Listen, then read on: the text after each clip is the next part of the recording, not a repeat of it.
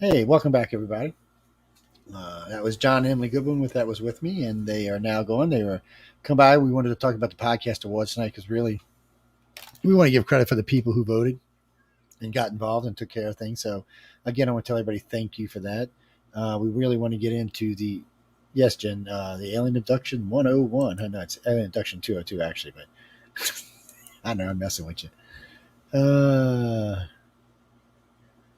No, no, no, no, no, no, no, no, that's not going to happen. No. But anyway, no, that's not. Where do you keep getting that from? I don't know. That's why I'm asking you. Where do you keep getting that from? Well, I mean, you could say that, but anyway, we'll talk about it after the show. How's that? Yeah, because this isn't a show rated. So anyway, let's get back to what we were talking about. Um, a lot been going on lately, with the yaps and yeah, yap. Well, it's UAP, so it's not YAP, but still, it's yap. Um, yeah, who? Hey, hold on a second. Let me flip the main server back on because we switched over.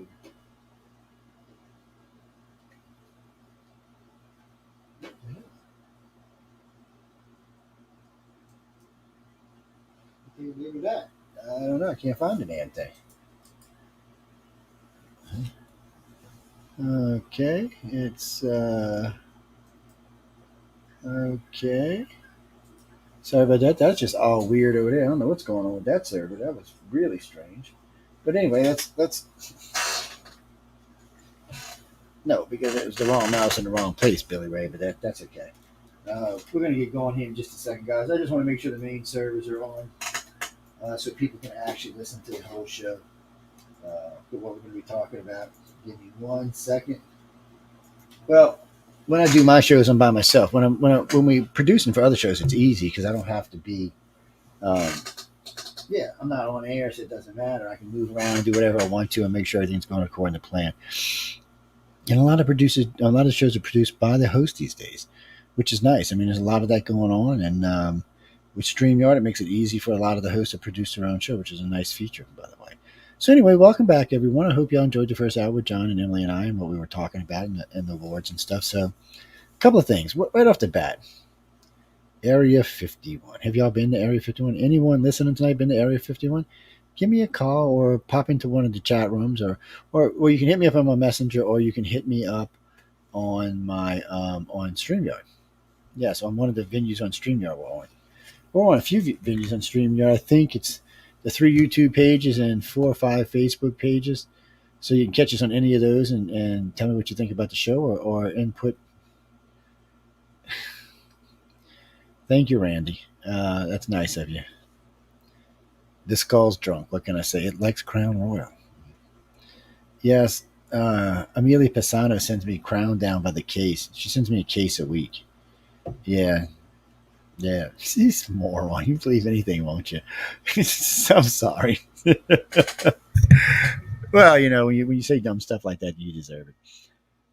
But Area 51 is a trippy place. So I've been to a couple of gates on Area 51 now for 3, 4, and it's interesting. They know who you are as soon as you come up. I mean, there's a couple of different camera systems there. They got a binocular camera system there, and then they've got 3 or 4 other camera systems there, and they follow you around when you're walking around.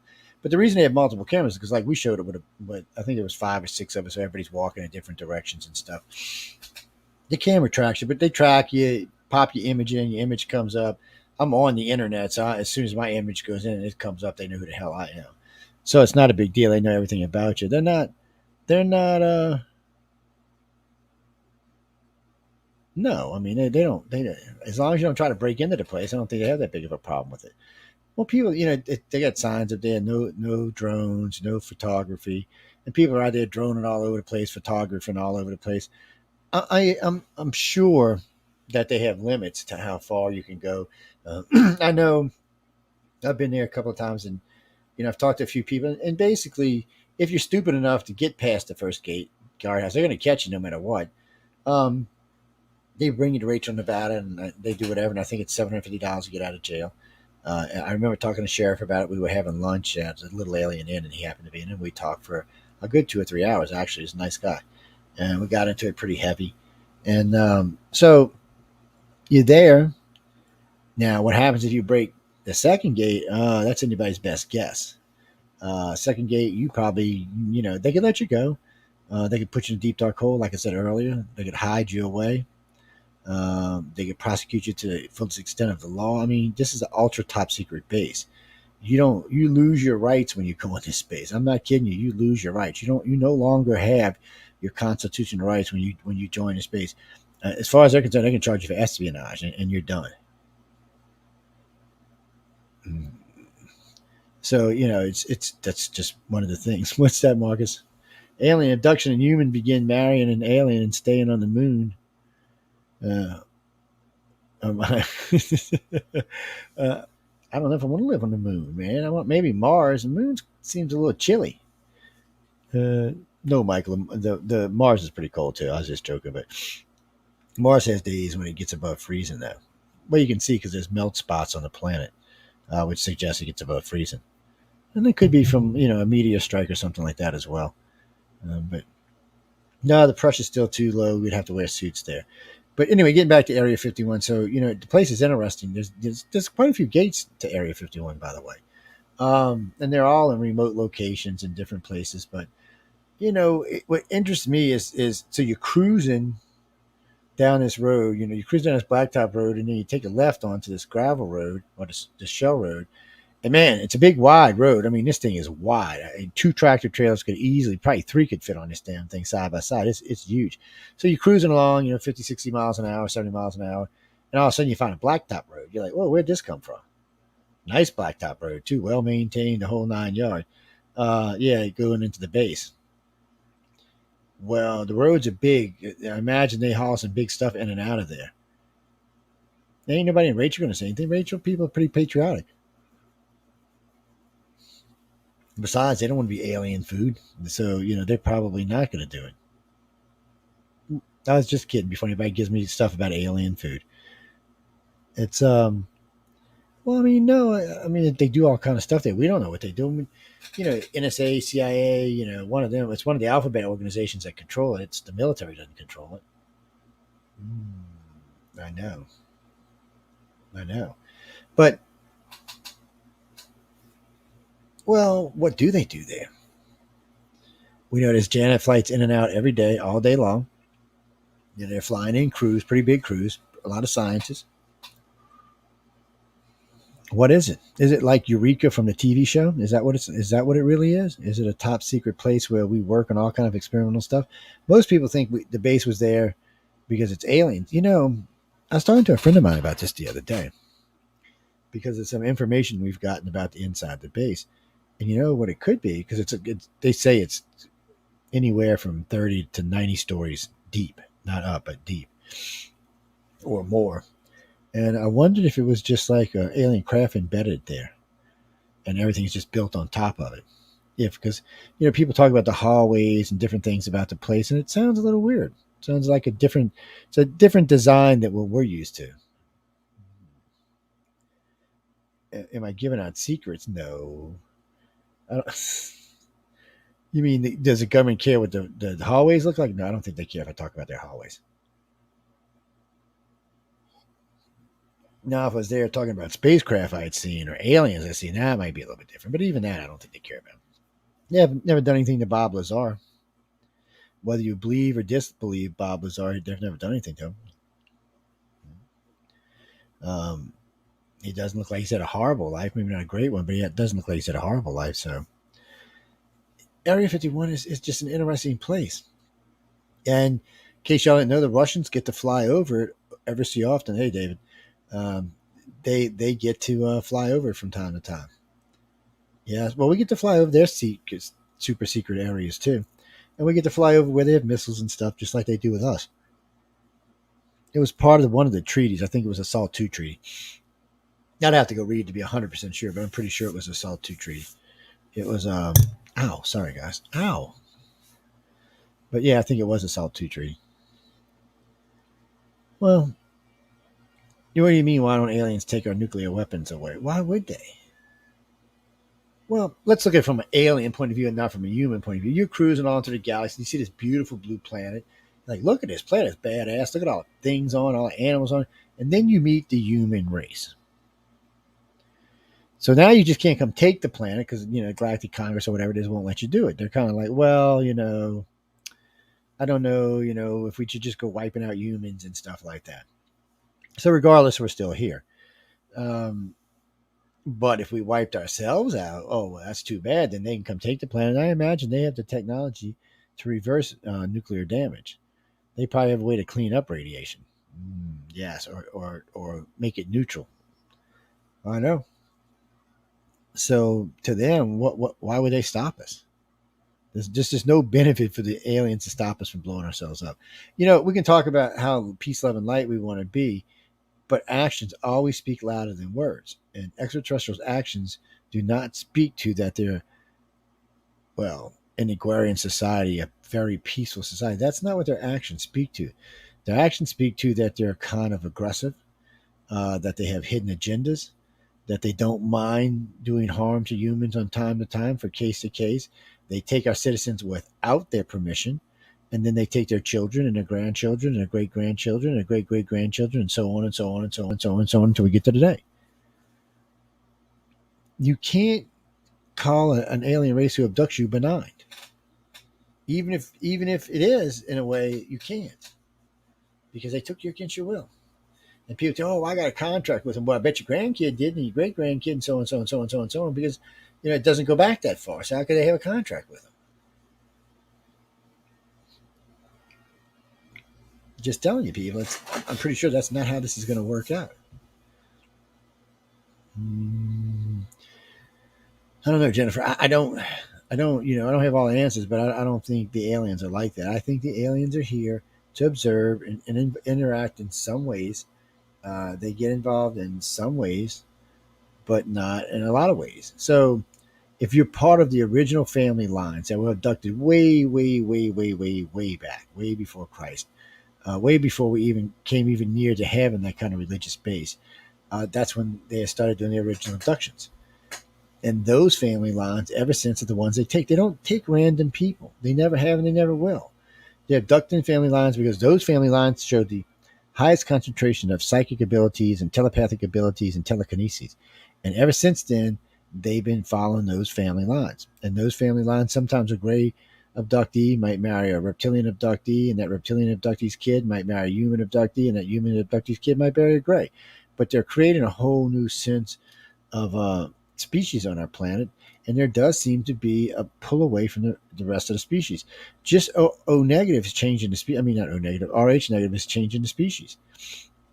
It wasn't here 50,000 years ago, but now it is, and now it's 15% of the population. In 50,000 years, I'm sorry, in 40,000 years, it's grown to 15% of the population. So in another 40,000 years, it'll be what? 35, 40, 45% of the population. This seems to be growing, and there is a difference between RH negative and RH positive people. They have different types of personalities. A lot of them look at the world differently. It's a strange phenomenon. Um, we'll talk about that in a minute, Danny, but um, it is a strange phenomenon. But it's not that one's better or worse. It's different. They kind of look at things differently, and they have different abilities. But I don't know. You mean, does RH negative have more psychic abilities? I'll tell you this: it is something we are testing, but it's nothing I can release yet. Testing is inconclusive at the moment. Yeah, the testing is definitely. Hey, Joanne. Hey, Rachel. No, testing is definitely inconclusive at the moment. Well, we are testing to see if the RH negative people are more psychic than RH positive. But the problem with this is, since the majority of contactees are turning out to be RH negative, then of course there are going to be more psychic people, RH negative psychic people than RH positives, because that's where the psychics are amongst the abductees and contactees. I have never seen regular people that are psychic. If someone has a gift like that, you can take it to the bank that they've been abducted. You can definitely take it to the bank. You can definitely take it to the bank. It's just not something that normal everyday population has. And the RH negative thing is so different than the RH positive thing in the direction that the human race is going, that it's just kind of strange. I mean, come on. RH negative is a blood type that popped up on our planet 40,000 years ago, and it was a baby killer. it creates stillborn babies. We had to invent a shot to kid it. That's why people in America had to get blood tests to find out if they were Rh negative and O positive because they weren't compatible. They couldn't have babies, or if they did have babies, a lot of times they were stillborn. So along the line, there was a vaccine or a shot made. It's an anti-denigen D gene that they give you a shot and you can have a child. It doesn't conflict. The two blood types don't conflict. The Rh positive and Rh negative don't conflict. Then, but before that, Mother Nature created this, and still, it's killing babies. Okay, and it still gained 15%. Think of it now. Now that we have a shot for it, how much more population is it going to gain, and why? No one can explain where this blood type came from or why. And the universal donor comes from Rh negative, and the purest form of blood known to man comes from Rh negative. But man didn't create it, and we don't think Mother Nature created it because Mother Nature don't generally create things that kill us.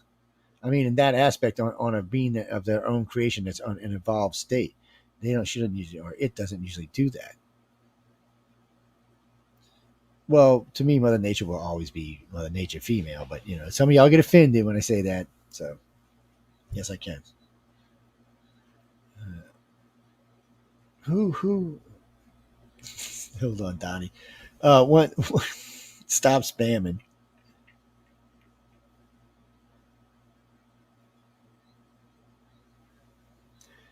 You know, as far as the blood types go, we started it for a wholly different reason than most people understand. We started it to find contactees and abductees.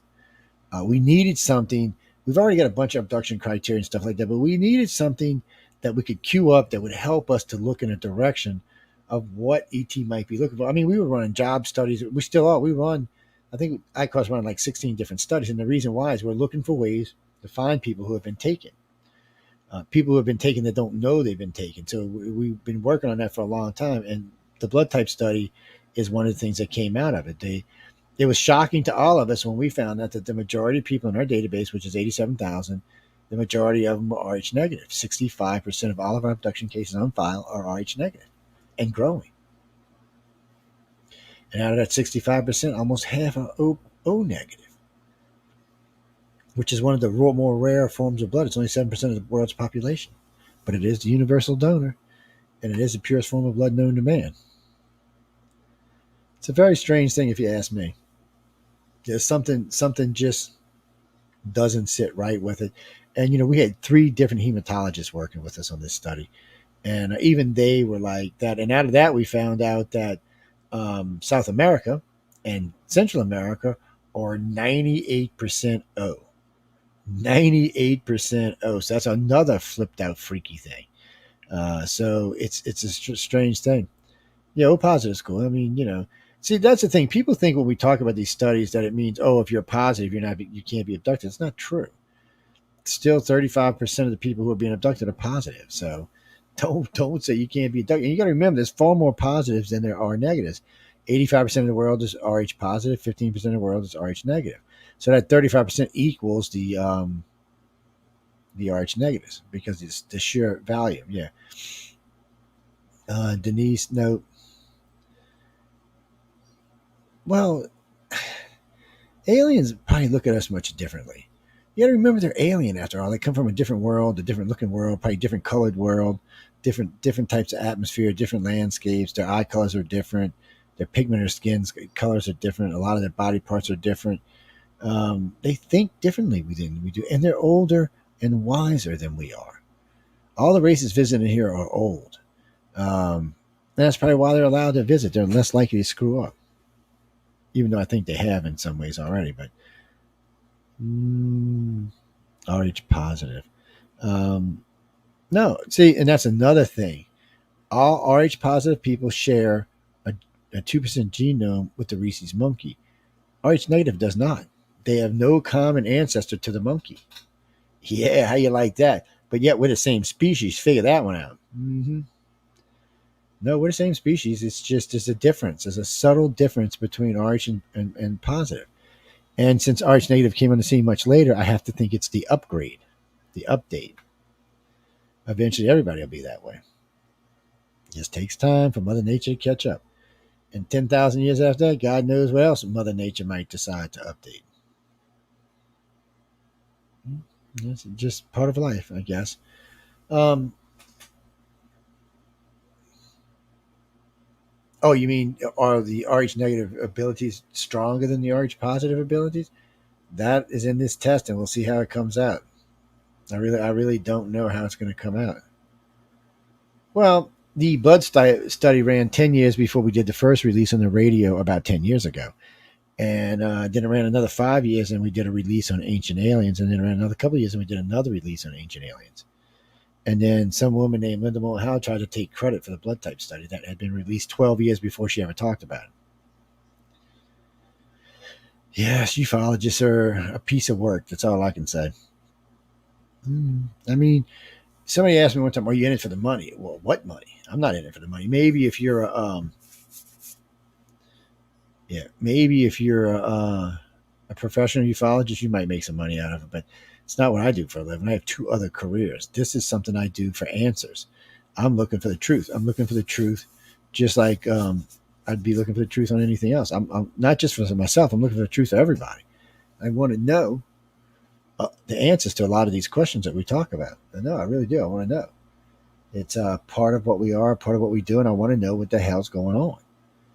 Well, because in the beginning, I thought all these people were crazy. I'm like, you're crazy people. Jesus, y'all crazy. Who let you out that freaking monkey house, man? Come on, get your ass back in there.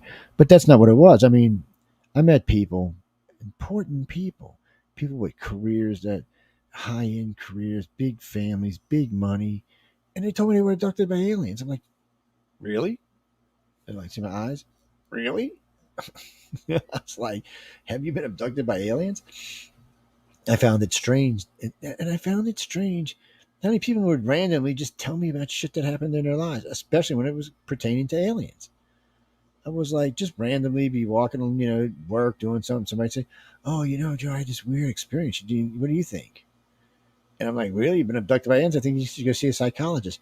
And I was like that for the first 3 or 4 years. But the more these people I met, the more I realized these people weren't crazy. There was something going on in their lives, and they weren't liars, and they had a lot to lose if it was to get out publicly. Sorry, it was one of my dogs. That was weird.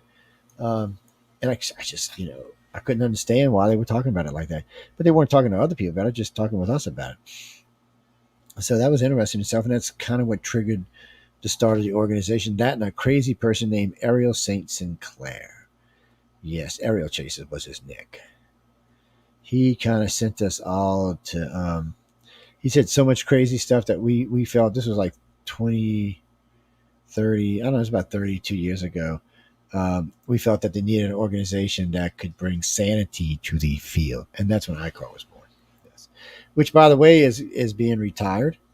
The organization itself is being retired, and there's a new one coming, and for different reasons, and that's how it's going to work. But we will be looking for directors, not just in the U.S. but around the world.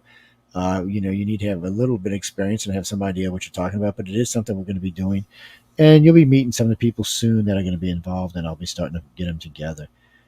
Well, we were asked. Well, all I can say is we were asked if we could change an organization into something else.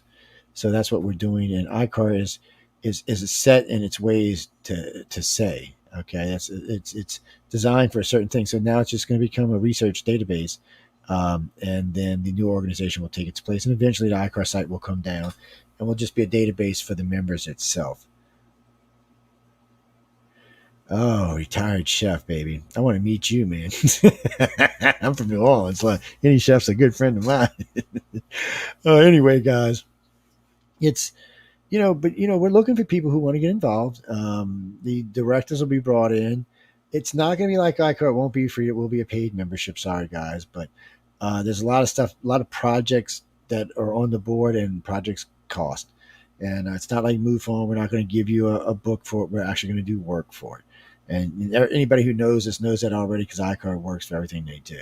But ICAR is differently. It's privately funded. It's a private organization for the secure and safe storage of alien abduction membership and database. That's what it is. Matter of fact, that database isn't even connected to the internet.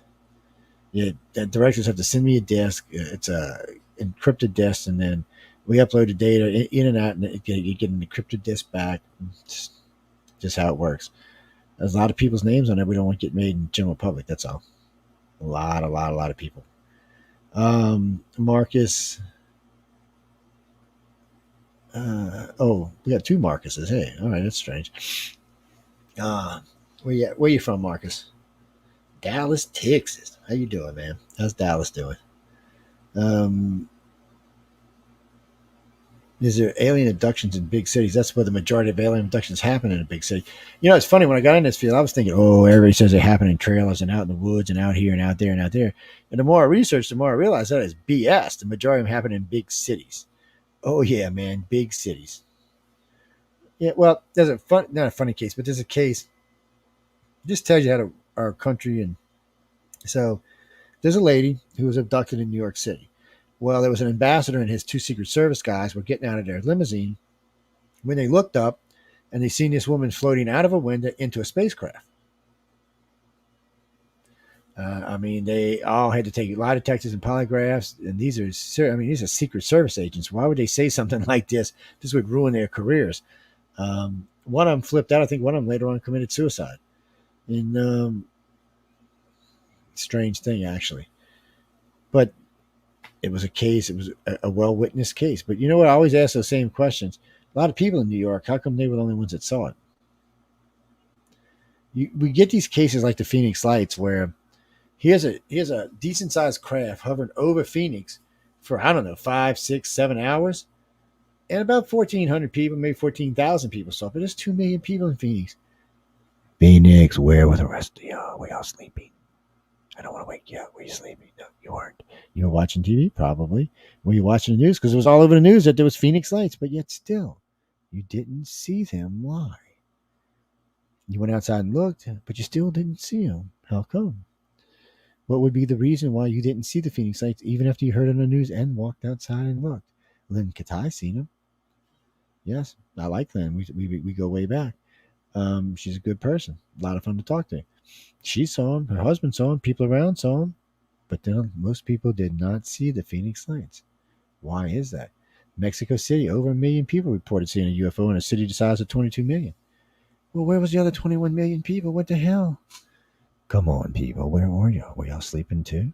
Were y'all watching TV? Were you having a siesta? Were you making a little dinner or something? Where the hell were you? Well, they went outside and looked. People went and got on their roofs and looked, because people from all around the country, all around the city, were talking about this big thing hovering over the city. But still, the rest of the city didn't see him. Why? Belgium. Bunch of people saw one, 36,000 people in a city of about 4 million. Where was the rest of the people? Why didn't they see it? So why do we have these big mass sightings, but they're not really mass sightings, because there's much larger populations there that are not seeing them? Anybody got any ideas why? I'm pretty sure I know why, but do y'all have any ideas why this could be? Maybe it's because only contactees and abductees can see UFOs. Yeah, see, when I say that, instantly half the UFO field's ass just clenched up. Oh no, Joe, that's not true. It is true. It's most certainly true. And I'll call somebody out in a heartbeat, because it's one of the things. It's a trigger memory. That is what a UFO is. It is a trigger memory. It is left for you to ask the question, what the bleep, bleep, bleep, bleep, bleep, effing bleep, bleep, bleep just happened to me? That's what it's there for. Because remember, they don't have to let you see them. And even if you saw one, if they wanted to wipe the memory, they could. Yes. Or it's government that just looks like alien, which there's a lot of that shit flying around right now. Ever since the invention of drones, anybody can fake a UFO and fake it convincingly. Between CGI, a drone, and high def, you can make something look like it just came down out of the sky, landed in your yard, abducted your family, and took off again. And it would all be fake. Yeah, it's a lot harder now to tell the difference between real video and fake video. That's why I always tell people, bring an analog camera with you. Maybe a Kodak 400 analog, something you can snap some pictures with, or an analog video camera of some kind, high def digital, analog, or just analog in general. That way you've got backups. And it's harder to fake analog than it is digital. It's the truth of it, people. And taking a Kodiak 400, it's hard. Grayscale is hard to screw with. So unless you're a pro, and it's going to take a lot of work, and most people are just not going to do it because it's so much easier to fake stuff on your phone or anything else these days. Oh yeah, man.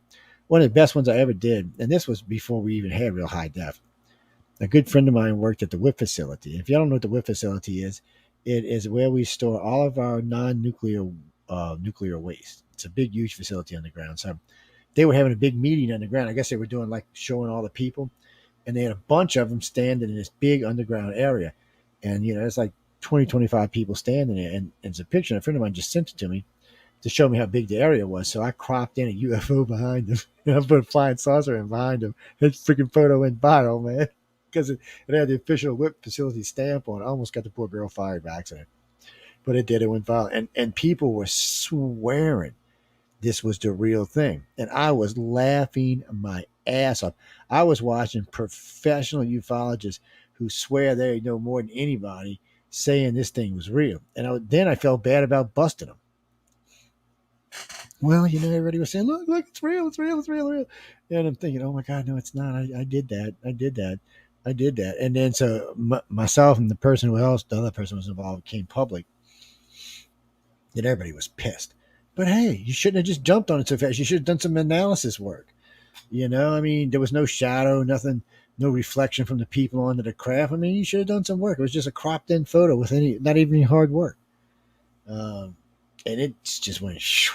I mean, it went viral. It was like 14 million people seen it before 2 days was up. I was like, oh my God. Um, and that happens with stories sometimes or pictures sometimes. It just goes viral. Who's my favorite alien? Bob is my favorite alien. Bob and I go way back, man. Bob the Gray and I go way back. Yeah, and Rudy the Reptilian. Yeah, Rudy the Reptilian. Bob the y'all think I'm kidding? No, I name all these damn aliens. Yeah, it makes it more personal. It does make it more personal. So, on a different note, if you were being taken, I'm sorry, sorry, let me get a drink here. Let me see if I can describe this. Get this in my head for a second. Oh, for the lady who just asked me about this. So here we go. Let's get a little closer to the mic. You're laying in your bed. You're sleeping. Well, you're not sleeping. You're kind of half there, half out. Eyes kind of open a little bit. You're just dazing off, dreaming, daydreaming about things, and you're laying there, and you start to get a weird sense in your stomach, and you're just ignoring it. You're like, oh, no big deal, and then you feel something touch your foot, and you open your eyes. And before you can scream, this thing has already drugged you through the wall and is taking you up in the light into your craft. And at that point, you're screaming, but nothing is coming out. I mean, you're screaming as hard as you can, and nothing is coming out. Now, as you're still screaming, you can't kick, you can't move, you're trying your hardest. You find yourself being floated down a hallway into a room. They bring you into this room, and it just lights up. There's no lights anywhere. The room itself is like amber. It's almost like the skin itself is light, and you can adjust the intensity of it, so that you're still sitting there, kind of hovering when this thing starts bubbling out of the floor, moving upwards towards you, and it's freaking you out, because you can barely see it out the corner of your eye. You can hear it more than you can see it, and then all of a sudden you feel it start to hit your back, and it starts to spread out along you. And then as it does, it starts to spread on the side. Even as it does that, it starts to grow up around you and it starts to cover your body. And as it's moving towards your face, you're trying to struggle, you're trying to panic, and you're trying to scream, but you cannot.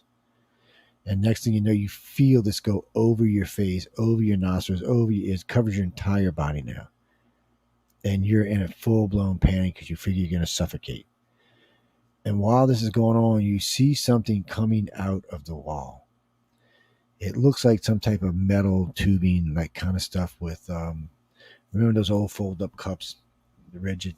Anyway, it starts to move out of the wall and starts to move towards your body. As you see this cylindrical thing coming out of the wall about this big around, as it gets closer to you, it just kind of blooms out like a flower, and all of these instruments start to come out of it. Every instrument on there will pierce your body. Anywhere there's an orifice will pierce your body, and a few places that it's not. And it will go all the way from both ends all the way through till it meets in between. And you're still trying to scream and trying to struggle. And you can't because you're awake and you are aware of all of this, the pain, everything. You're aware of all of it. And then all of a sudden you're screaming, you got your eyes closed, you're screaming, and you wake up and you scream, and your spouse is next to you going, "What's up? Hey, baby, what happened? You had a bad dream?" And you are now flipped out of your mind. You are like, no, you're shaking, you're shivering, you're freaked out, you're pissed off, and you just don't even know what to say next. Okay. General update to one of those kind of abductions. There's other kinds besides that, but was that good for you? It was good for me. Some coffee? Hmm. Oh, you mean scarier ones? Oh, yeah, there's way scarier ones. Yeah, that was just a general abduction. Those are abductions that happen usually between the ages of 11 and 28 or 29, through puberty up into your young years. Those are the things that happen. Once you break about 30, 31, that stuff doesn't tend to happen anymore. They move on to a different kind of thing. And really and truly, around 35 or 36, maybe 40, if you're not in the program, meaning that if you're not helping, if you're not like a keeper or a communicator or something along those lines, then they usually release you from the program, meaning they're not going to abduct you anymore. But if you have children, they will come take your children, grandchildren, great grandchildren, and so on and so forth. But if you're not in the program after about age 35, they're going to quit abducting you because you're no longer useful to them. They've done everything they needed to do with you. So that's a good side to that. I mean, if you're useful. So, in other words, contactees and abductees, if you want this to stop, don't be useful. If you want to learn something and experience something that's not horrible, be useful. That's all I can tell you. There's a lot of stuff to learn. There's a lot of fantastic stuff that goes on. There is a lot of scary stuff that goes on. You mean the orifices? Yes. Most people, when they describe this particular experience, are screaming so loud in their brain that they black out. That's their words, not mine. Yeah, they're screaming so hard that they just black out. I don't even think the aliens are putting them out. They're just blacking out from the experience. Well, would you be okay if something just came out of a wall and started filling every hole in your body while you were being held in some kind of stasis bubble? Now I'm thinking I'm not going to be happy with that. I'm thinking I'm going to go find Martha, which half it ain't behind me right now, and shoot me some damn aliens. That's what I'm thinking. Well, no, if you're an abductee, see that's the thing what people don't like to talk about. Aliens aren't just going around randomly doing things to people and probing people. They've got agendas and they're running programs. That's why we started early on looking for abduction criteria, things that match, things that happen in all abductions. And we learned that they take you pre-birth, they take you after birth, they take you as young children, all the way up until they stop taking you or until you become useful or you die, whatever else comes along. But that's how they do things.